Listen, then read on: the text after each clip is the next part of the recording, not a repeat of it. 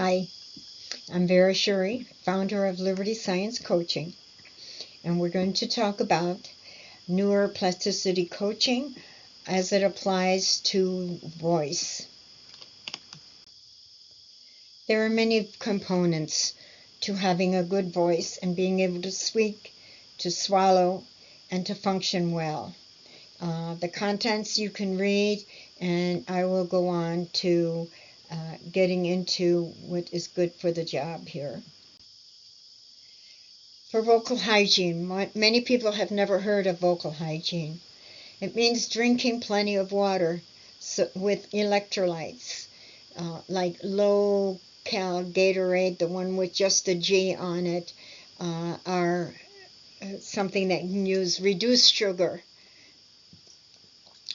If you're having to take medication, use a nectar like apricot nectar, pear nectar, tomato juice is a nectar. So it's the thickness.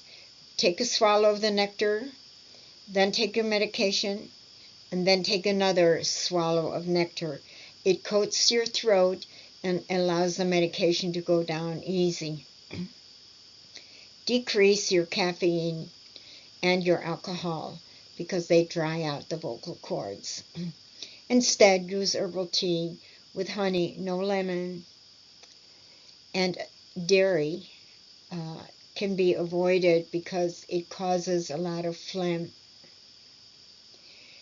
Don't strain your voice. Excessive talking or straining or shouting over noise, throat clearing, coughing, all of those things are hard on your throat. Helping to gargle in the morning and in the evening are really very helpful. You're working those autonomic muscles that don't always get exercised. And if you are in a dry climate, get a humidifier. As you can see in this slide, these are some physical movements that you can do to get your head lined up in the proper body position. Your head being upright makes all the difference in your voice. If your chin is tucked and your shoulders are rounded, it's not going to be as projecting out. So one way is to start with, it's called the dying bug, but we're calling it the morning bug. Moving your arms and your legs gently in the opposite position. And then the second section there is tucking your chin as you're laying flat. And then it tells you some more on how to turn your head side to side. You want to keep those vertebrae in your neck loose. They're called your cervical vertebrae. And sometimes you need to use a band behind your neck to pull on it and tilt your head back to really keep those loose. It has helped me to not have to get surgery for my neck. Thinking about speaking helps you to get set up. So you want to warm up for it, especially if you've been quiet for quite some time. Raise your shoulders, roll them back and down. Swing your arms back and forth like an exaggerated swim. Or you can put your hands behind your head to push against your hands. And then slap your hands overhead. And you can use a harmonica to get sound or not. But another move that is really helpful, and I've had several people that have had really excellent results with it, is doing one move is 2 dry swallows, just swallowing your saliva, and then curling your tongue back. Like that, as if you're going to swallow the tip of your tongue. 2 of those and 2 tongue curls, 2 swallows and 2 tongue curls are 1 rep. If you can, work up to 26. You'll get quick at it. You don't have to do it real slow. You can do it as quick as possible to get it over with if that's what you feel like you want to do. And then open your mouth wide and close it tight. Smile and pucker, and tip of the tongue into the cheeks. Push hard, and then over your teeth. Lips over the teeth. And flubber your lips. Trill your tongue. And loosen gunk in the throat with a growl. It really doesn't sound so nice, but it does exercise all the words, all the muscles rather, that we are not usually using in our conversation or even in our swallowing with nutrition. The important part in this section is your breath volume and then your pronunciation. Rhythmic, relaxed breathing slows down the speed of words for better comprehension. So you want to increase your breath capacity so you can finish a sentence. And if you're having a hard time having enough capacity, then just 2 or 3 words, you can take a breath and continue on. So it has some means of inhaling to the count and then exhaling. The important part is inhale through the nose with your lips closed. Zip the lips to inhale. And then this next section is number 30. You want to go TH, and you continue going TH while a person counts, or while you in your head count to 39. So it's and you go on and counting to 39. And then 40 you go F, and you count till 49. And then 50 you go S, and you count to 59. And then 60 is S again, you're counting to 69. It's a one solid breath so that you're exhaling against resistance. That's the point. So that you're having to push your exhale harder. If you're standing and you're in a conversation, keep your spine movable. Tilt your hips a little bit forward and lean back on your heels. When you lean back on your heels, it aligns your neck and it makes you be upright a little bit more. If you're seated, sit back at the back of a chair. Push your head straight back so that your ears are directly over your shoulder. And you may use, in that other picture we had, the band to get your head back. Use a decimeter. This is an app to measure how loud you're talking. And what's good about that is that it is an objective measure.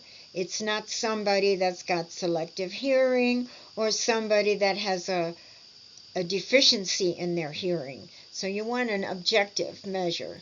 You want to be at least at 60 decibels. That's a normal voice level, speaking level. Turn your voice on or turn your voice down if you have a tendency to talk too loud. You want to modulate your voice. So think loud is for Parkinson's, who usually their voice goes down. Think low is for people that might have a hearing problem and need to lower their voice. Take a deep breath and then over-articulate. It makes you use your muscles more. It slows you down, and it helps people that are reading lips to be able to read the lip and understand you better. Repetition, when people have to say what, is very draining. You want to be able to eliminate that in your life. And then tuck your jaw back, as in hee-haw. You're pulling that jaw back. Hee-haw. That creates an echo, and it loosens your jaw so that you have better volume. So in this one, Animate. That means open your eyes, look at people, use your hands, be lively. Many times as we get old, we talk with our lips hardly moving, and it keeps people from being able to read our lips. Personify. Make sure that your passion, your personality is still coming out in your conversation. With neurological conditions, there is something called the mask, where the muscles don't move, the eyes don't blink, and that gives the appearance of apathy or not caring or being depressed. And then remember to modulate your voice. Start soft. Raise your voice about the important things that you care about. It matters. We are humans. Communication is what sets us apart from the other mammals in the world. So these are some things that you can say. So pronouncing the words, lips, teeth, tongue, and jaw, it loosens the anatomical parts of the mouth, and it uses them so that you start to get interaction in your muscles, and you're sending messages to and from your brain back and forth. So say lips, teeth, tongue, jaw. Repeat it several times, especially if you haven't talked for a while. And then go and go ma, loud, may, loud, me, loud, moo, loud. And notice how in the moo, there's an echo in your mouth. You want to think about that's part of that over-articulation. It gives you more sound with less effort. You can say ah and hold it for a long time, or repeat the vowels A, E, I, O, U, or you can say om, as you might say in yoga. Phonation exercises. Your voice should not sound staccato. It should be an easy onset, a relaxed voice, and keep a running speech for the sentences. So I'm not going to read them all to you. You can read them. I'll give you some examples. Open up and repeat. Our Uncle Alan is always angry. Make sure that you're modulating. Don't just read him boring. These are words that use the lips, the teeth, the tongue, and the breath. And you are to extend the M and N vibration. Again, you're over-articulating. Moment, mimic, mother, and so on. When you get to nose, nose, never, you are over-articulating for all of them. I'll just read one from each. Hawthorn, vocalization, zinger. Have fun with it. Don't get bored with it. It's just practice. These are word and letter combos that activate the autonomics inside of the throat, articulate the consonants and the vowels. Pop the P, P, like that. Sharp K, lips for B, you're curling your lips. And then G, you want to feel that G in the throat. Put your fingers on there and feel it so you can feel the vibration that you are initiating. Like pragmatic, prank, priggish, crabby, creepy, crook, braggart, brat, brook, grape, gripe, garage. So notice all the different ways to exaggerate so you really get good results. It's worth the effort. These are intonation patterns. In other words, you're modulating. So one syllable, voice falling at the end, shack, tape, Then moving on to 2-syllable. You're repeating them. Say them all. 2-syllable words. Stress on the second syllable, and the voice still falls a little at the end. Garage. Confirm. Like that. 2-syllable words with the stress on the first syllable. Gallon. Flashlight. Erase. 3-syllable words with the stress in the middle. Denial. Detective. And so on. Practice it that way so that you will become into the habit of doing this again. Here's a really nice statement. I massage and exercise wake up the brain. So massage, you can see the pictures here, are a couple of sessions that are helpful. Rubbing your hands and putting your palms on is really helpful. And also watching your finger and then moving your eyes up and down, back and forth, circles. But the number one thing, I'm telling you last on this one, is facing the east as soon as you get up in the morning, not looking at the sun, but letting the rays, the light come in at an angle. It sets your hormones for the day, and it helps you to get better sleep. So all of these things are beneficial.